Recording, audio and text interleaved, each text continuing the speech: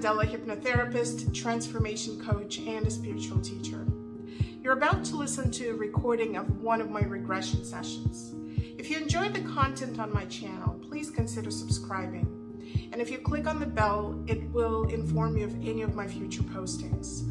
Also, leave a comment and click like, because that helps to bring this kind of content to more viewers. I hope you enjoy the recording, and I hope to see you again in my future videos. And I want you to tell me the very first impressions that you get as you reach the surface. I see a beach. What is around you? Clear water, and the sand is light colored, and it seems empty. Is it daytime or nighttime? Daytime. It's not big waves or anything. It's pretty calm. Become aware of what body of water it is. It's a bay, I think, but I don't know where. So as you look around, notice if there is anything else at a distance around you. There's land around the bay. It's greenery. I don't see any people. Become aware of why you are there. Because it's peaceful. So I'd like you to look down at your feet and tell me what you're wearing on your feet. Nothing. I'm barefoot. Become aware of what you're wearing on your body. Like a wrap dress. What color is it? Tropical, reddish, pinks, white. Are you in a female body? I am. About what age are you? Mid-20s, maybe 30. I have long dark hair. Is it straight or wavy? Straight, but maybe Polynesian or Hawaiian or something.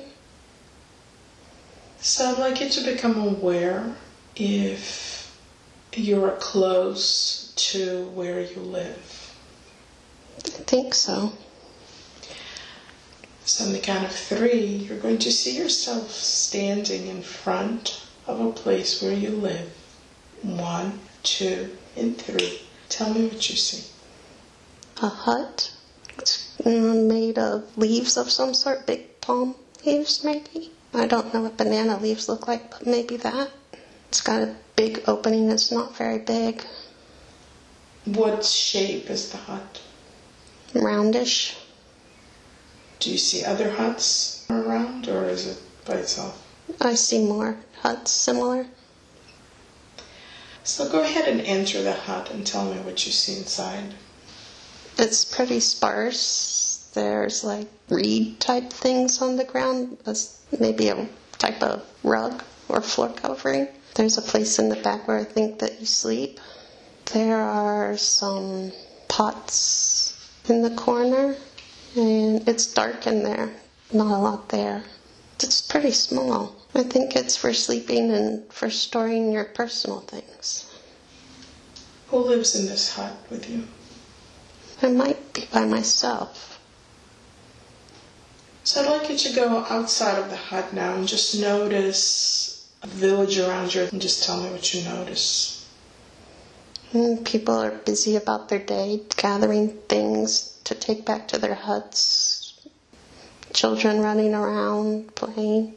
Everyone's just busy living their life. Notice how they're dressed. The men have white shirts. The children just have on coverings to cover their private parts. They're just having fun, running around. And the other women are dressed like me. So become aware of any family or any relatives or any connections that you have in this community. I think I have friends, but I don't have a feeling of any family ties. People are waving at me and they're nice, but I don't think they're my family. And how do you feel about being single? I feel fine. Is it typical for people to stay single? I don't think so. I think that people couple up and have kids. At about what age? Early 20s, late teens. How come you're staying by yourself? I don't know. On the count of 3, see yourself having a meal. 1, 2, and 3. And tell me what you notice. It's hollowed out. I don't know if it's a coconut bowl. And it's rice with maybe some fish in it. And I'm just sitting outside of my hut on the ground by myself. Do you typically have meals by yourself? I think so. But I sit outside so I can watch everybody. So tell me about your relationship with others in the community, or your relationship to the community. Everyone's nice to me and friendly. They like me. I don't know how I contribute to this society, but they're friendly and nice. Have you always been part of this community? Yes. So I'd like you to become aware of your parents, perhaps, or the way that you were raised. I don't remember a time that I had a family. On the count of 3, you're going to go back to your earliest experience when you were still being taken care of by someone. 1, 2, and 3. And just tell me what comes to you.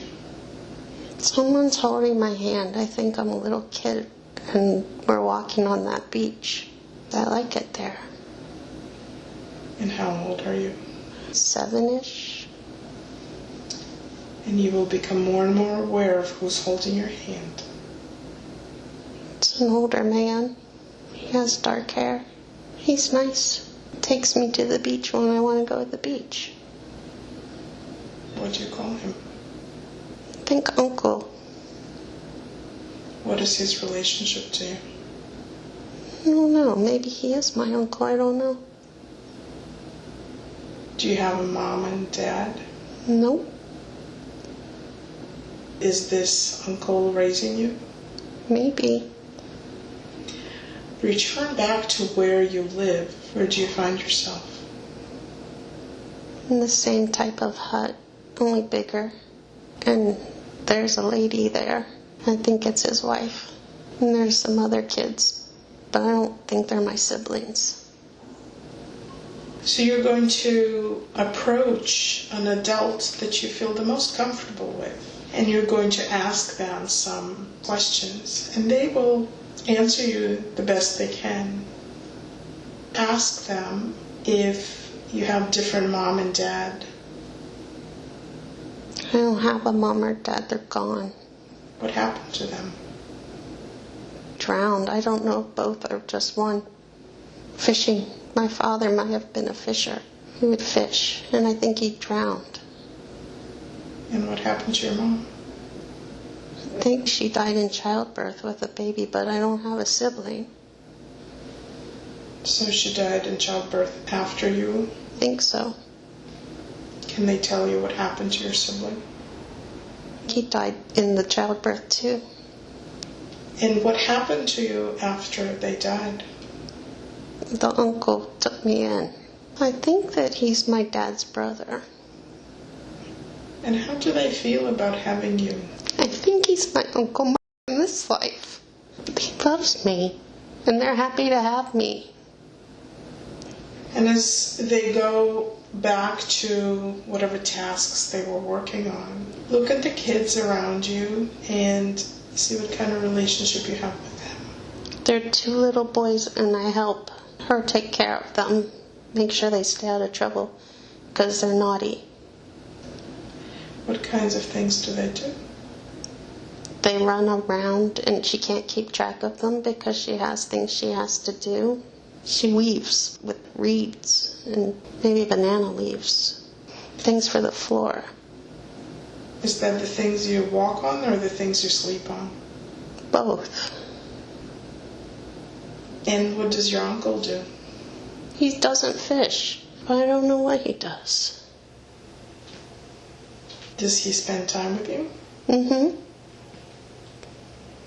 So as you go around your day, you'll become aware of how he contributes to the community. He checks on everybody like a supervisor of some sort, making sure everybody's contributing. He has to make sure everybody is on task. How do other people respond or react to him? He's well liked. They smile at him and they're friendly towards him. I like to go with him. I like that better than being with the little boys. That's why everybody knows me. Because you visit everybody? Yeah, because I like to go with him and he likes to take me. Now, in your community, when little girls grow up, do they have specific tasks that they're expected to take on? Yeah, some become moms and then they have to take care of the kids and they have to fix food, and some people, like my aunt, make the rugs. Others gather things, fruits, things in the forest. Some are in charge of, they wash clothes. How do you make the colorful dresses? With dye, and the dye comes from different roots. There's lots of weaving. I don't like to do that though. Do you have any ideas about what you'd like to do when you grow up? I want to be like my uncle. I want to just walk around and visit people. But I don't think I can do that because I'm a girl.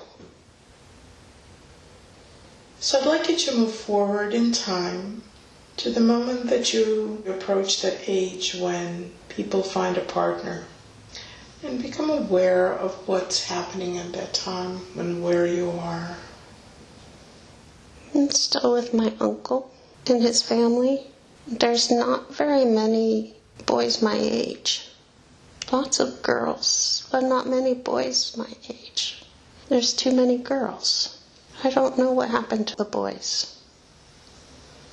Now that information can come to you as you ask that question. There were two reasons. One, more girls were born than boys during that time. And another, they may have gone hunting and there was an accident and some of the boys didn't come back.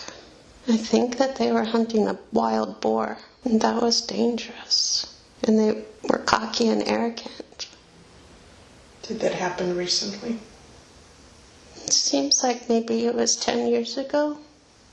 So if there were more boys around, would you be interested in finding a partner? Yeah, I think so. And how do other females deal with this issue? The girls who did get married are encouraged to have lots of kids so that that doesn't happen again, that there's more girls than boys.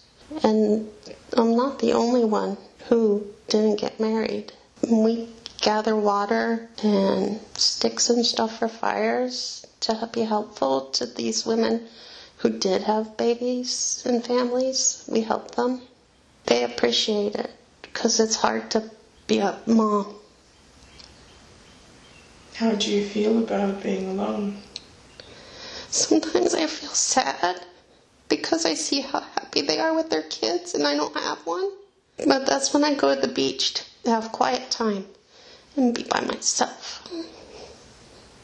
Are there any other communities nearby? I don't think so. If there are, they're not easy to get to. Become aware of how you spend your day. What kinds of things do you do? I gather firewood. I gather water for drinking. I gather water for bathing. Where do you get the water?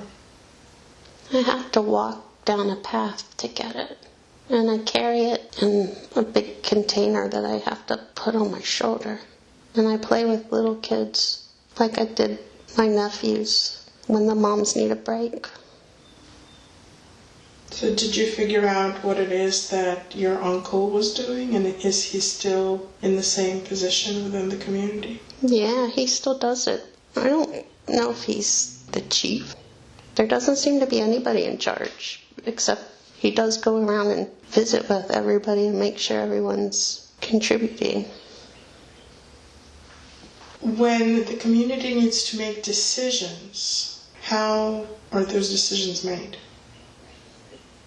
The men gather and have discussions and decide collectively. Is there anyone who presides over those meetings? I think my uncle and another old man who's older than my uncle. Do women participate in any decision making at all, in any way? They're the ones who decide household things, but not who's going to do what the men do. They don't participate in that. So on the count of 3, you're going to move to the next significant event in that life. 1, 2, and 3. Tell me what's happening. I think I'm by myself.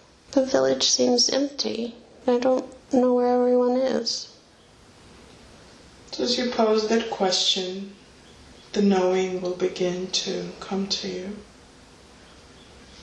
Something happened. I don't know if it's weather related. We got displaced, but some of us stayed behind. We're going to go back to that event that caused the changes. Just become aware of what's happening. I think there was a hurricane. Lots of water and wind, and it destroyed lots of stuff. And everybody wanted to leave. I wanted to stay and fix it. I think the people that stayed were like me, the single ladies. We all stayed. Why? We formed like a sisterhood together because we were all in the same situation. And we didn't have families, so we didn't feel like we wanted to go. That's all we knew was there. And we wanted to rebuild it. And what did the other people do? They left, and we're still there, and we're picking up pieces and trying to rebuild the best we can.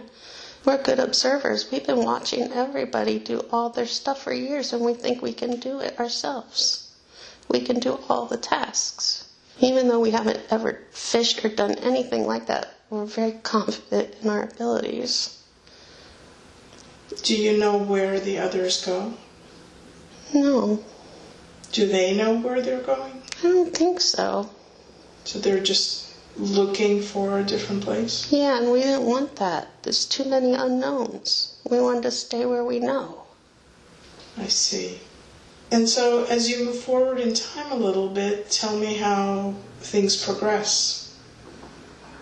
We do the best that we can, and we find some happiness with each other and camaraderie. And we laugh because we were so sure of ourselves that we could do all the things, and we can't do all the things. I don't think any of us are successful fishing, but we eat a lot of rice and fruits and things that we do know how to do. Are you rebuilding the shelters? Yeah, the ones that were least damaged are the ones that we now live in.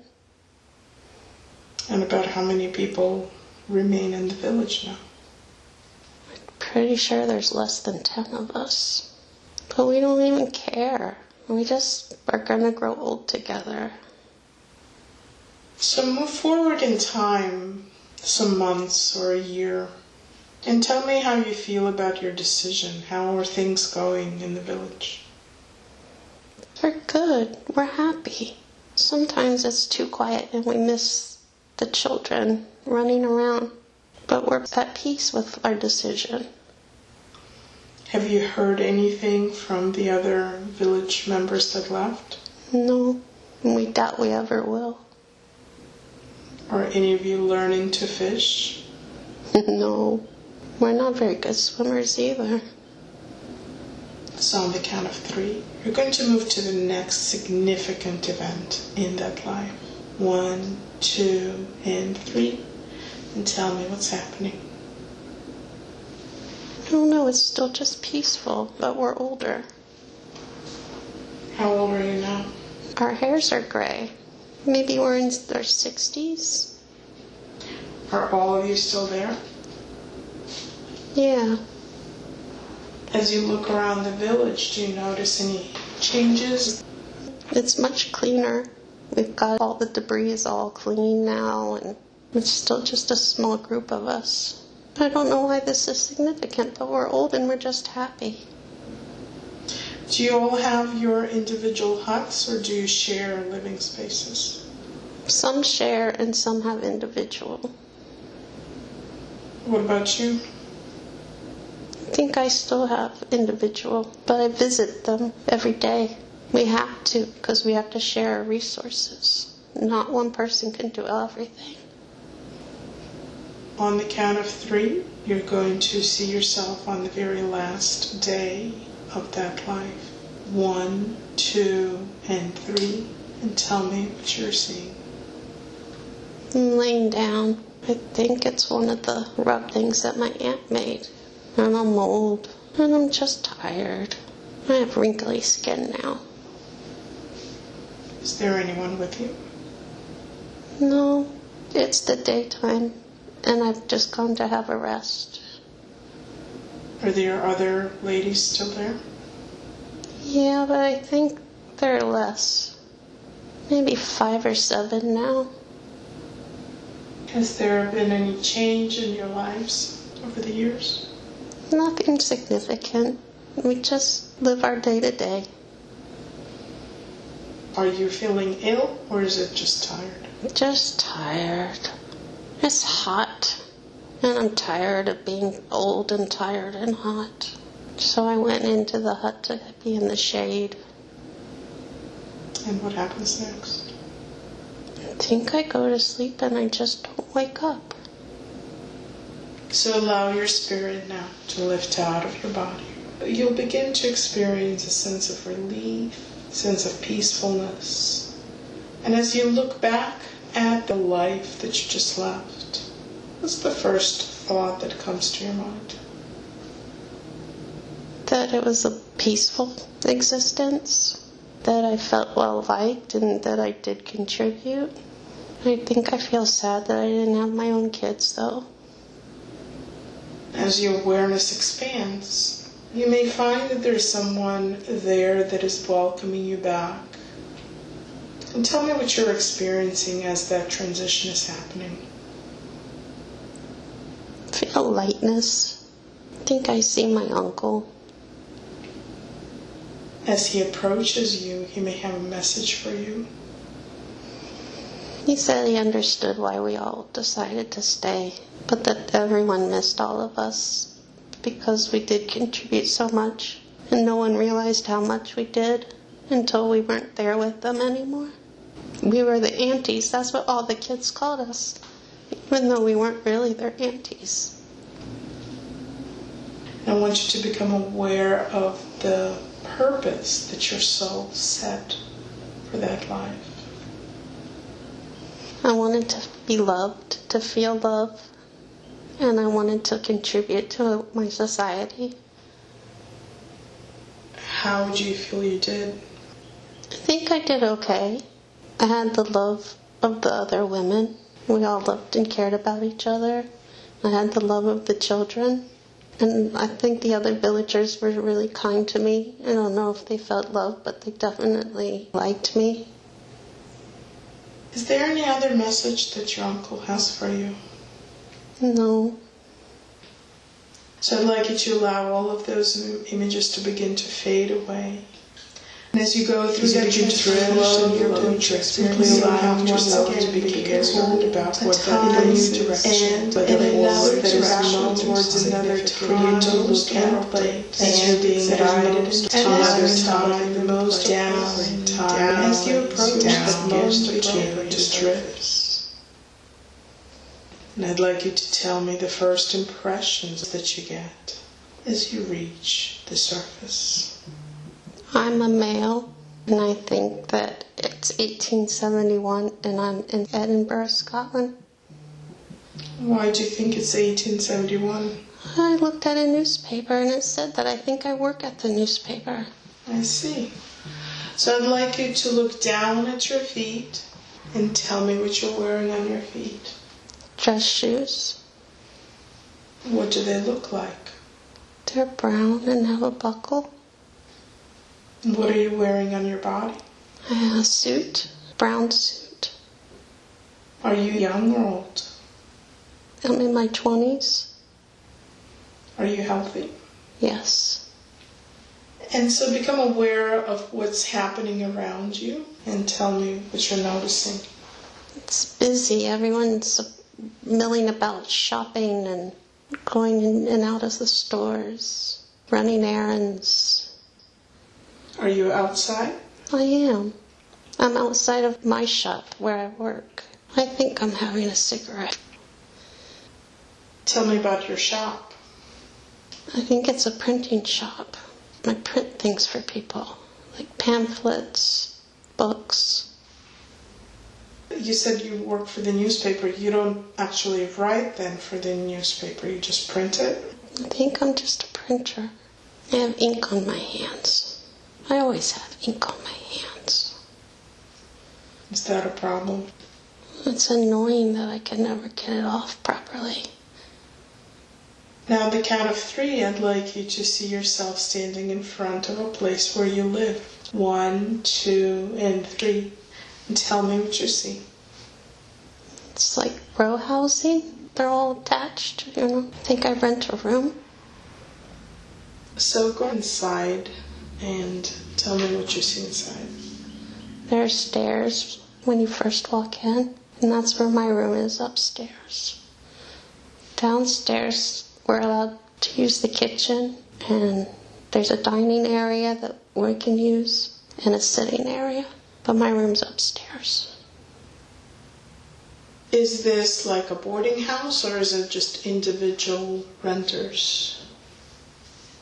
Maybe it is a boarding house, because there's somebody there that is in charge of cooking the meals for us, and somebody else does the cleaning. I don't cook or clean. I don't do that for myself. Let's first go into your room and tell me what you notice there. It's tidy. There's a bed and a desk and like a wardrobe for clothes. It's bright in there. The curtains are open. Whoever cleans it does a good job. You see yourself having a meal when in that house, and just tell me what you experience. I'm in the dining room with the other people that rent rooms there. It looks like roast beef and potatoes. Are you all being served? It's family style. We pass it around. The food's good. We like it. And we joke that we're going to get fat. Who makes the food? The cook. She's fat. But that's how you know it's a good cook, 'cause she's fat. We joke that all the good cooks are fat. Don't trust a skinny cook. And who rents in this house? Is it just men? I think it's just men. I think the women that are here work here, either cleaning or cooking. They run our errands too. I think we can pay them if we have errands, shopping and stuff.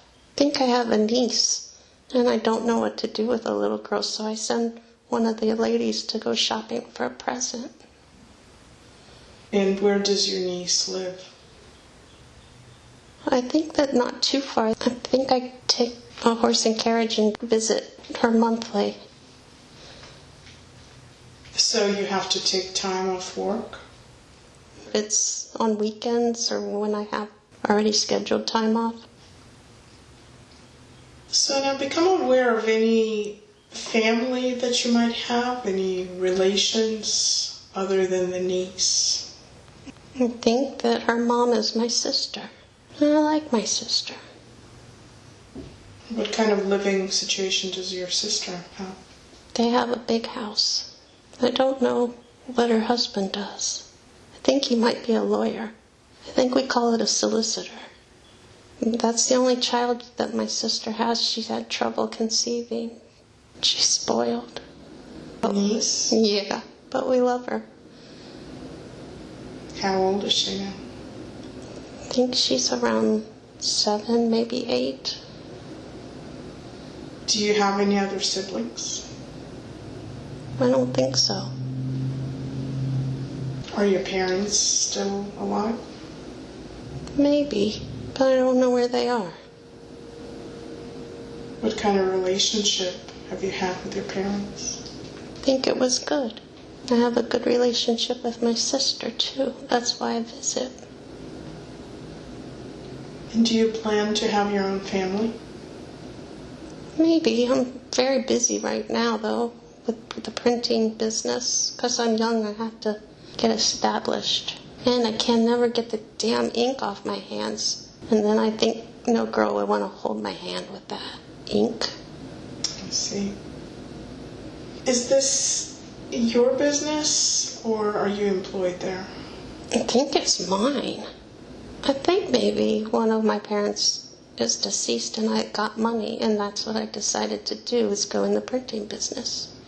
Maybe I apprenticed doing it, and when I came into the money, I decided to go on my own, because there's lots of business. Edinburgh's a big city. And do you work by yourself, or do you have anybody working for you? I'm by myself right now, but I'd like to grow and have more people. Do you like what you do? I do. I like to read what other people have written. I don't always agree, especially all the political stuff. What do you disagree with politically? I don't like when people are extreme. I like it when you're in the middle. But that's not what people want to publish and print. I print it anyway because that's how I make my money. So is there someone that you like already? I think I like the girl where I lived that I sent to buy my niece a gift. That's why I asked her to do it, so I'd have an excuse to talk to her. What is her job at the house? I don't know. I think she runs lots of everybody's errands. She doesn't clean or cook. So did you get a chance to talk to her? Yeah, we talk sometimes. She has a nice smile. Has it gone beyond that? No. Would you like it to go beyond that? Yes. And what would need to happen? I think we have to have chaperones, because she can't be in public with me without a chaperone, and it's awkward to ask somebody. So on the count of 3, I'd like you to move forward in time to the next significant event or moment in that life. 1, 2, and 3. Tell me what's happening. I still work at the printers. I think I still live in that boarding house. My niece is a teenager. How old are you now? I think I'm in my mid-30s. So what's happening in this significant moment? I think it's going to be 1900 soon, and everybody's so excited about that. Everyone's wondering what changes will happen in the 1900s, because it seemed like it was so far away, and then here it is. Everybody's really excited. What do you think will happen? I don't know. I don't really care. I'm happy with my printing business. And my sister as well, and my niece as well, and I'm just happy. What changes occurred in your business, if any? None. I've never got employees. But it's okay, because I do well for myself. I established a good reputation. I get stuff done on time and on budget, and that's important to me. Have you developed any relationships? My sister has tried to set me up with people, but I'm very much set on the girl that works where I live. So what has happened with that? She has somebody else. She doesn't know that I love her. So you never talked to her to show her that you were interested? She thinks of me more as a brother. We talk all the time. We're very close, actually. But I love hers more than a sister. There might be an age difference. I think she might be younger than me. But she likes somebody else. And I'm happy for her because she's happy. And I just want her to be happy. Yeah, I'm not sad about it. Just wasn't meant to be.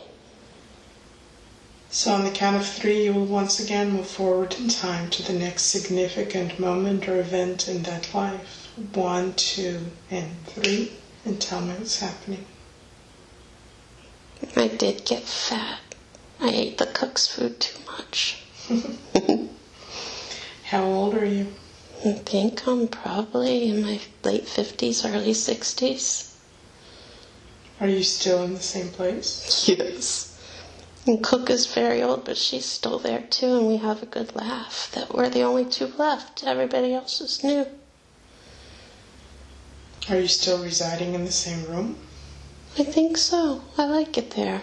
It's close to where I work. I can walk. And it's not expensive. And the cook's food is good. So it sounds like things remain the same. Yeah. The cook and I are having a really good laugh about she fattening me up. I used to be really skinny. How's your business going? It's good. I have an apprentice now. And I think that he'll take over the business when I'm dead.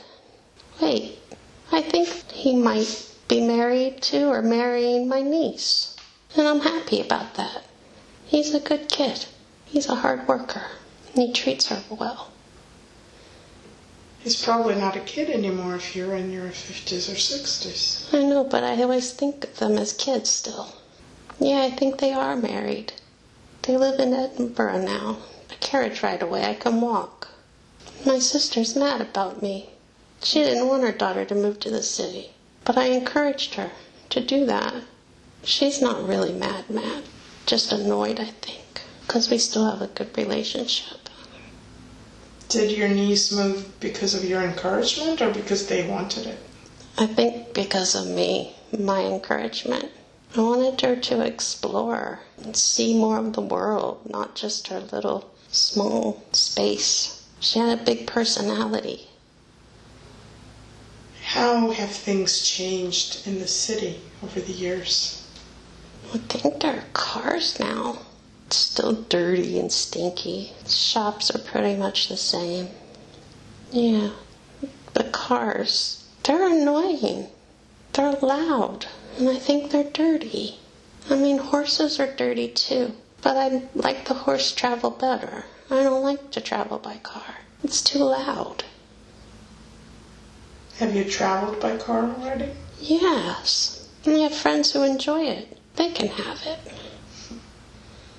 So what happened to the lady that you liked? She got married and had a family.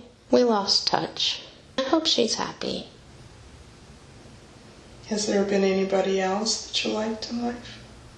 No, my sisters tried to hook me up with people, but they're all old. They're widows. They're set in their ways. I'm set in my ways. I like where I live. I like my life. So on the count of 3, you're going to move to the last day in that life. 1, 2, and 3, and tell me what happens. I'm in a hospital, I think. It's really white. I'm in a bed, and my niece and my apprentice are both there. They're sad. Why are you in the hospital? I'm sick, but I don't know what I have. What are your symptoms? I feel tired. I don't think I have pain. I just feel so tired. So someone may come to check on you, perhaps a doctor, and you may overhear the doctor talking to your niece. I have a fever, and they can't get it to come down. It's been several days. There are other people. I don't know if they have the fever like me, though. One guy looks like he has boils on his body. That must hurt. And I think at least I don't have boils. What do they do to try to bring your fever down? I have a wet cloth on my head. I think they've given me some sort of oral medication. It tastes bad. What happens after that? My niece and my nephew leave, and it's nighttime, and the nurses are leaving us alone to get rest. Are you feeling any better? Just tired. So become aware of what happens when you pass. The guy with the boils is so loud. He's in pain. And I want them to give him my pain medicine so he'll stop. And I think I feel bad for being annoyed with him because he must be in so much pain. And I'm not in pain, I'm just tired, and I want him to be quiet so I can sleep. And I think they get him to calm down. I think I just go to sleep. So allow your spirit to lift out of your body very gently. And you immediately begin to experience an expansion of your awareness. And so become aware of what purpose you set for that life, what you wanted to experience. I wanted to have my own business, and I did. So you were successful in that? Yes. How do you feel about spending your life by yourself? I feel okay because I was supposed to be by myself so I could focus on my niece and her husband and their kids. They were my focus. I had to focus on them. Why was it important for you to focus on them? Because my niece had a big personality, and her mother and her father didn't, and they didn't understand her, but I did. She was more like me. Once again, there may be someone that welcomes you back and guides you. And if you notice any presence there, just let me know. I see Cook, and she's old, and she has a cake for me, and we're having a laugh about it because that's the first thing I wanted when I was over on the other side was her cake. Lemon cake is my favorite of hers. That's why I got fat on lemon cake. Sounds like you were really good companions throughout life. Yeah. I like to be nice to people because then they're nice to you. Does she have any message for you as she greets you? She tells me it's time to rest and eat the cake. So as your spirit continues to rest and recover from that illness, healing and becoming whole again.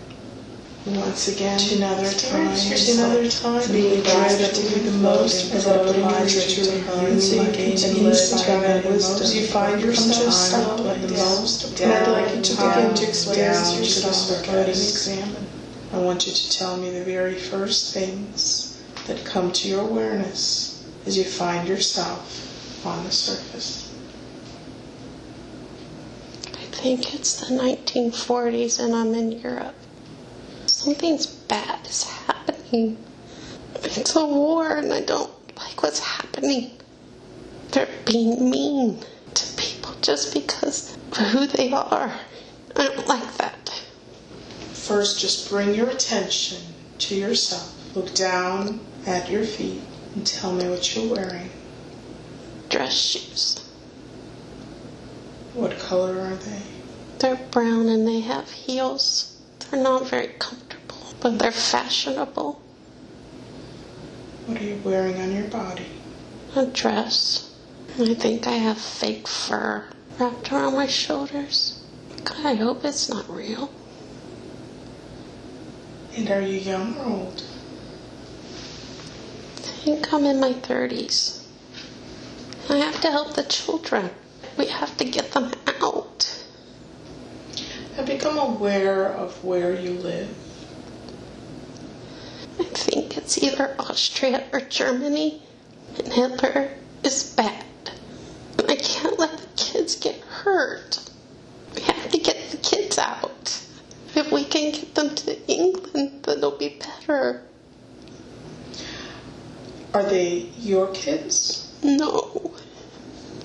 Do you have your own family? I do, and they don't know that I'm doing this. Why not? Because it has to be a secret. If I get caught, then they'll kill me. I can't tell my family what I'm doing because they wouldn't want me to put myself in danger. Do they feel the same way, or are they more aligned with Hitler? They feel the same way. But we have money, I want to use it to help the kids. So tell me what you do. I give money to help the kids. I tell my husband I need money for frivolous things, lipstick or stockings or something, and I don't use it for that. Give it for the kids, because it costs money to transport them. Who do you give the money to? A man. He's part of a group, an organization maybe, I don't know. A secret one that we're not supposed to tell. What does this organization do exactly? Transports people who need to get out. People that are in hiding. It's hard to hide little kids because they can't be quiet. How do they transport them out? Train. We try to get them in a train. Is there someone who accompanies them? Yes. Men. The kids are scared. It would be better if a woman could go because they're more nurturing. But we can't travel like that by ourselves with the kids. We have to hide the kids in a truck first. They have to be quiet. It's hard for them to be quiet and be still. That's the scariest part. Once we get to the train, it's so much less stressful and better. But getting them there is scary because I'm always so scared to be noisy. Do you travel on the truck with them? Yes. How many kids do you transport at the same time?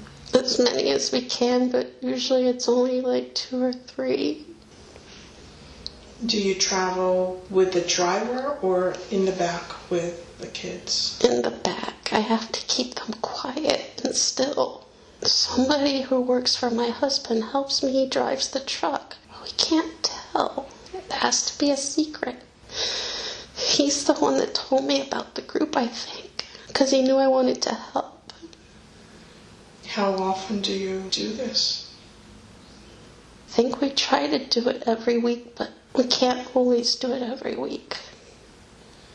Are these kids that the parents give to you? Where do you get them?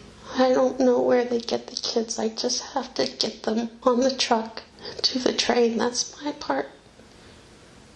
And where do they go on the train? We have to get them out of Germany. Oh, these poor kids think they have to go on a boat after this. Where are they going? I think we take them to England or Scotland. There are people there waiting for them to take them into the countryside. But these kids don't know these people and they're scared. So how do you manage the stress in your daily life? I self-medicate with alcohol. I like bourbon. My husband is wealthy, so we can have bourbon in the house. We can afford it. Does he suspect anything? He has bourbon with me. Every night we have a bourbon. He doesn't know that I do it because I'm stressed. He thinks I just enjoy his company. What is your relationship like with your husband? I love him. He's a good man. We worry about our children and what's happening in the world. They're too young to go to war, so that we're thankful. I don't think that they live with us, though. I think maybe they go to boarding school because I'm not occupied with raising them. I think that's why I care about these other children so much. What does your husband do during the day? He has a business.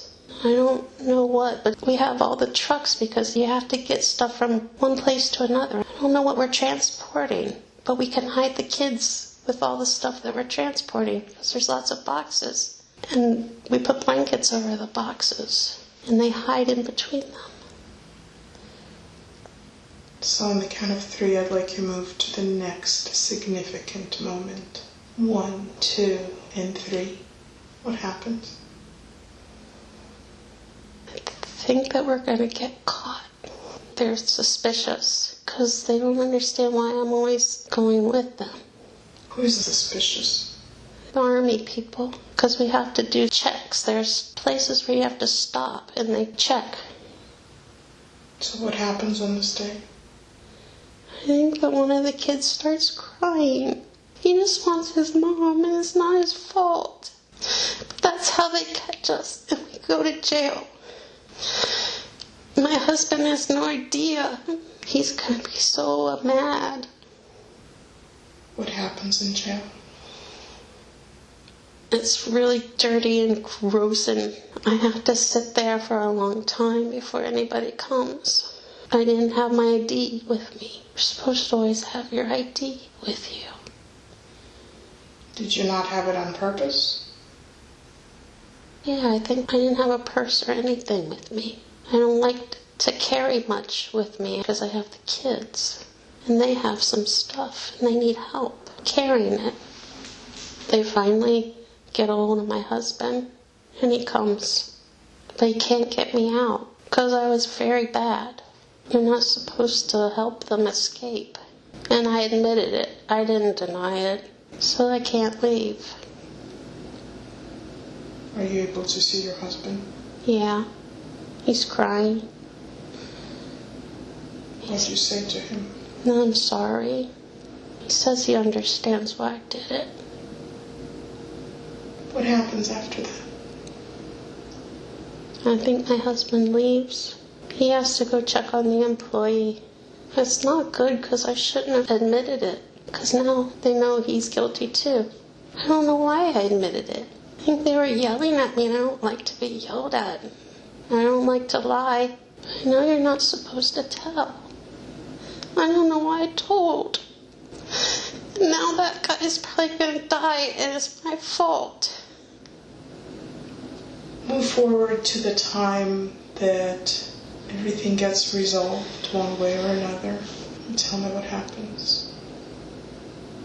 My husband had enough connections and money that he could get me out eventually.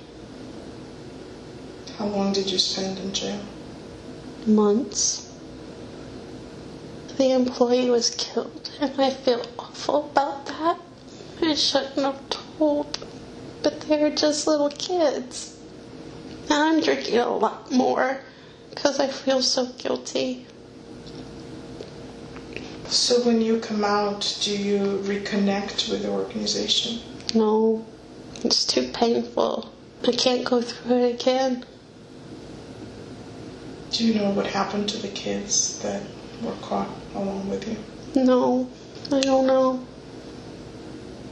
What do you do with your life at that point? I shut myself away from our former friends. I just want to be by myself. I don't want to be around anybody. My kids are older now.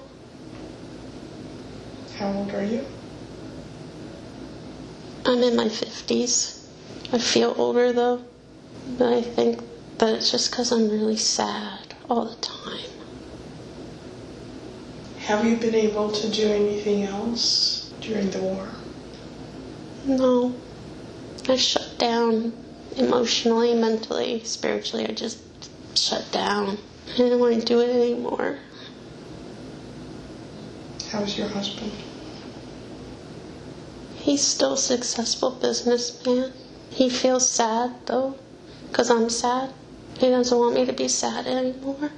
He keeps telling me the bad guys didn't win. It's okay. He wants me to focus on the kids I did save, not the ones I didn't. Do you know what happened to the ones that escaped? We successfully placed probably more than 100 kids, and I should focus on that, because that's good. But I don't focus on that. I focus on the ones I didn't save. What happened to the kids that were successfully placed once the war was over? Some of them were reunited with their families, and others were adopted by people who were fostering them. Did you ever meet any of those kids? No, I never saw them again. And what is your relationship like with your own children? It's good. They don't know what happened to me, really. They were at boarding school. They didn't know I was in jail. I think my husband, when they came home and I wasn't there, just said that I had to go to the country because I was sick.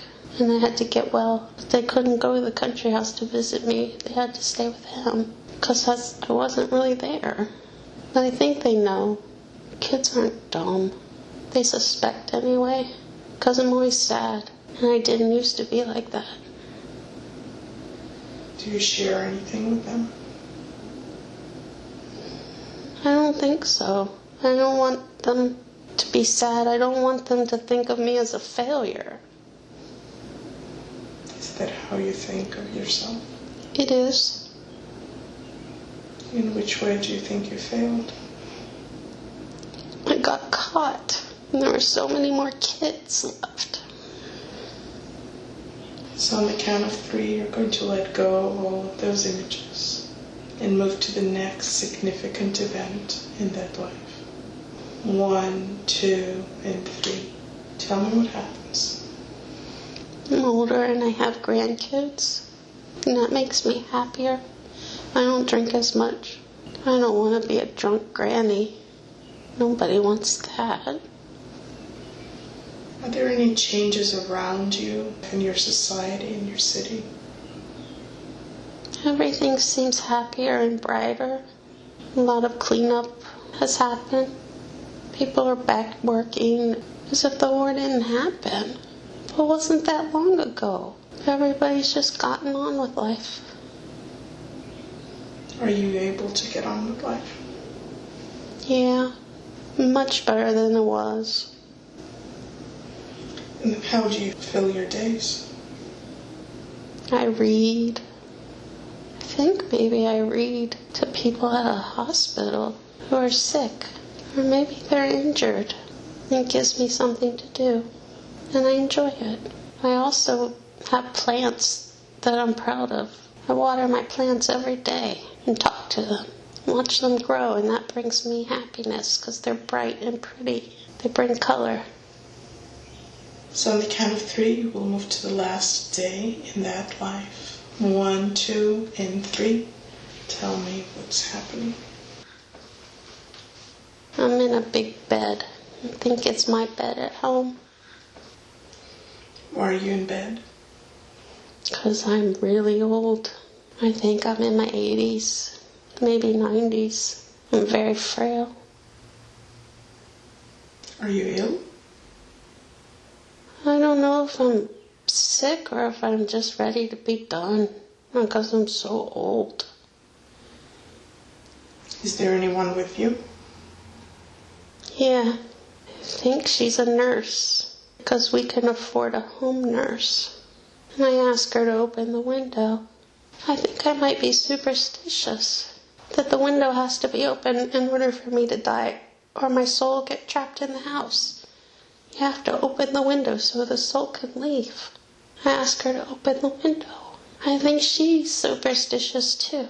She knows what I mean. Because I think it's cold out. There's no reason to open the window other than that reason. Does she open it? Yes. And she just smiles at me warmly like she knows. Then what happens? I let go and I'm just gone. That's it. So immediately you will experience a sense of relief, deeper peace. And as you look back at that life, you will become aware of what purpose you set for yourself. I had to save the kids. That was my purpose. That there would be a war and that I had to be helpful in saving as many children as possible. As you look at it from the soul perspective, how do you feel you did? I feel annoyed with myself for not focusing on all the ones I did save, because there was a lot. We saved a lot. We did good. Did you fulfill your purpose? I did. So from your soul perspective, do you experience peace? I do. How do you now see that experience of being caught and of not saving more children? How do you understand it now? We knew that it was a possibility. Just accept it. and focus on just the positive. You're going to experience now a very deep, profound healing, almost as though you're being wrapped in the healing light, releasing that deep pain and sorrow, letting it go. Now as you continue to experience that deep, profound healing, I would like to ask the higher consciousness of Christine to step forward so we can ask it some questions. Will you allow me to speak to you and ask you some questions? Yes. Thank you. I know that you could have brought forward many different lifetimes for us to look at today, but you brought forward the life of a Polynesian woman, and then a man who worked in a printing shop in the late 1800s, and then a female in the 1940s during World War II. Can you tell me why you selected those three lives? What is their significance? She likes to be alone. She likes to do things on her own, and those are the ones where she was happy being alone. She likes to choose lives when she's alone. She was married in the third life that you presented. Did she feel alone in it? Yes, sometimes. And she felt alone because nobody understood what she went through, because it was a secret. Why is it that you as a soul find experiences where the human living the experience would be alone? Because I'm stubborn. I like to do it my way. How does that experience of going it alone connect with the current life of Christine? How does it relate? Being alone makes her feel empowered, that she doesn't have to rely on anybody. She doesn't like to rely on anybody. It sounds like she has already learned that lesson. She was successfully alone as a Polynesian woman. She was successfully alone as a male in Edinburgh. So it doesn't sound like it's a lesson she's learning. No, she just likes it. Okay. So one of the questions she has in this life is why she's alone. Because that's what she prefers. It doesn't sound as though it's a very happy thing. Sometimes, no. She likes to surround herself with people, but at a distance. She lets very few people get to know the real her. She doesn't let anybody get too close. She doesn't trust that. Why is that? She's afraid of getting hurt. Where is it coming from? Because when you love people, those are the people that hurt you. So in the three lives that you brought forward, I didn't see that reflected. I didn't see people that were close to her hurting her. No. So help me understand that, because her lack of trust is definitely an issue that's important to her. Her Polynesian dad drowned, and her mom died, and that hurt. They left her. She left them, and they hurt her because they died. How about the third life? She was close with that employee, and she got him killed. And she also couldn't let her husband in, because that was just dangerous in general for everyone. Yes. So she had to keep her own children, her own husband at arm's length to just keep them protected. Yes. But she didn't keep them at arm's length because they would hurt her. No. She felt that it was safer for everyone. Yes. So that's different from expecting to be hurt by them. It is. Although I understand that in the Polynesian life, her parents left her. But she wasn't really left on her own. She was still loved. She was cared for. She was part of a strong community. She was respected. So what was the reason Why was it arranged so at a soul level? It was for the uncle's growth. He had boys. He wanted to raise a girl in that lifetime. And that's why they decided that. So was that her decision at a soul level to participate in that? Yes. Was she willingly agreeing to that? Yes. So now that she sees that, does she understand that she was not left alone because the parents abandoned her? Yes. Can you help her begin to release that belief that was formed, that when you're close to someone, they can hurt you the most?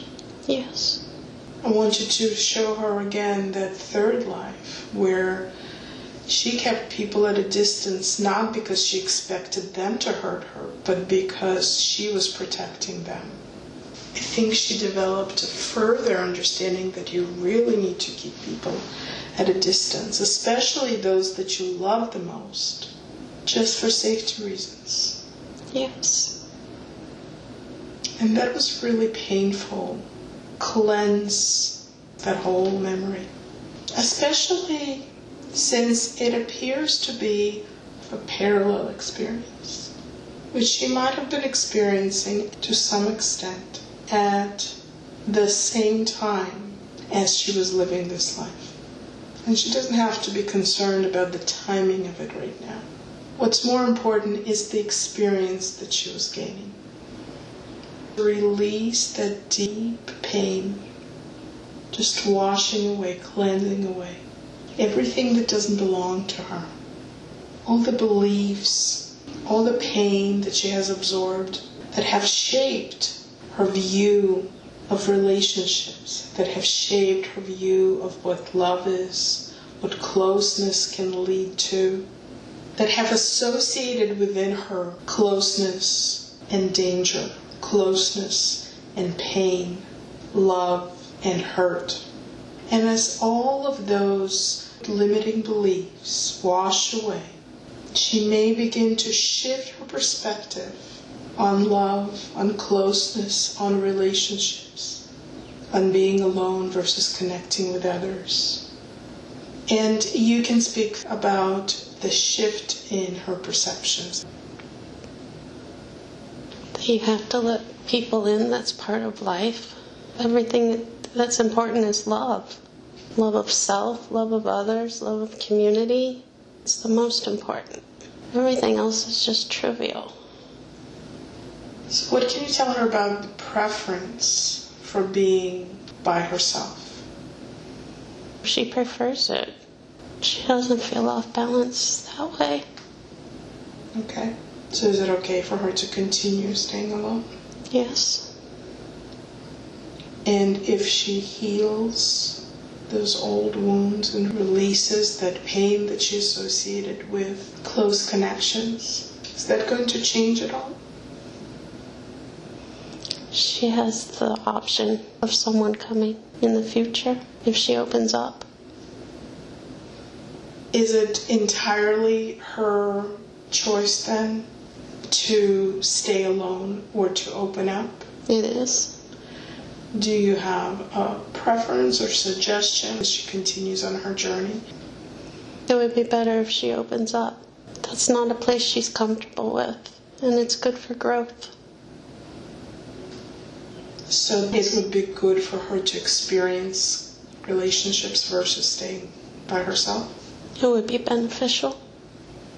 And so what would help her get there? She still needs to work on forgiving her mother in this life for not being the mom she wanted her to be. And what was it that made her not the mom that she wanted her to be? She's done lots of things to make her untrustworthy. Okay. So I'd like you to take her now to a pre-birth planning meeting that she had with perhaps her guides or with other soul family members. And as you take her there, she's going to tell me what she experiences. She picked that mom because She learns things from her, even though she finds her frustrating and untrustworthy sometimes. She learns good things. What was the reason that they both agreed to come in together as mother and daughter? They've done lives together before, but they've switched roles. Now I'm the kid and she's the mom. But we don't usually do it that way. She wanted to experience that, and I could learn from her. She's so open-minded about things. And that helped shape her at a young age to be open-minded. And they had to switch roles. Except now I act like the mom and she's the kid. We're not doing a good job with that part. But it sounds like you're both familiar with being both a mother and a daughter. Yes.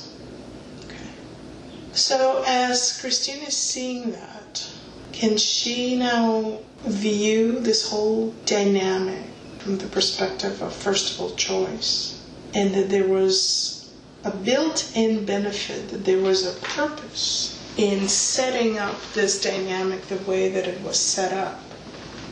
Yes. So she may begin to release that view of herself as victim of poor mothering, perhaps, and instead see herself as an active, equal participant in the role play. Yes.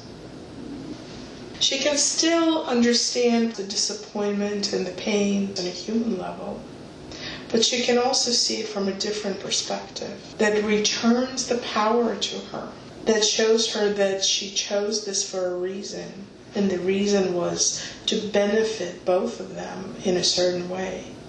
Does she see the benefit that she gained from the relationship? Yes.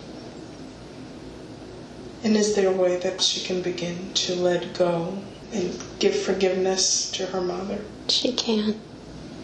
Okay. I'd like her to just envision that her mother is in front of her. And she notices that there is a cord that runs between her and her mother. It's a cord that connects them, that has limited them both in a certain way, that has held them back. I want her to imagine that she is disconnecting this cord, cutting it. It will allow them to have a mature connection, but yet will allow both of them to be free from that cord that kept her tethered to that feeling of resentment, anger, and guilt. As the cord is cut, she can be free now to experience their relationship on a different, more mature level. So tell me how that is going. It's cut. And how does it feel? It feels calm. So is there any message that you can give her now? Don't be afraid. It'll be okay. Just don't be afraid. So she wanted to know if she's meant to meet a partner in this life. You've made it clear before that it's basically her choice. Is there anything else you want to give her? Any other guidance? No, it'll happen organically. Okay. One of her main concerns is the trust issues. Tell me if we have addressed them sufficiently, if there is something else that we need to look at. Well, we've addressed them. And I was wondering, in the second life, how trust manifested in that life. That life she was working on trust with herself. She was learning to trust herself and her decisions. I see. So then it sounds like where she is now in the progression of that lesson is just developing trust more and more and opening herself up. Yes. So if you could share with us now what the overall purpose of this life is for her. She's supposed to, in this life, put it all together. Love and trust herself, love and trust family, a partner, and community. All of it. The whole thing. How is she doing so far? She's about 75% there. She still has work to do. So one of the things she wants to know is how she can do generational healing. Is there generational healing linked to her particular family that she's working on? She and her sister are going to do it together. They signed up to meet late in life and heal together. Is the sister from her biological father? Yes. And what is the healing that they will be focusing on, or should be focusing on? They should be focused on forgiveness and just not being judgmental. Just be loving and forgiving. What does being judgmental do? It makes it so you can't love properly.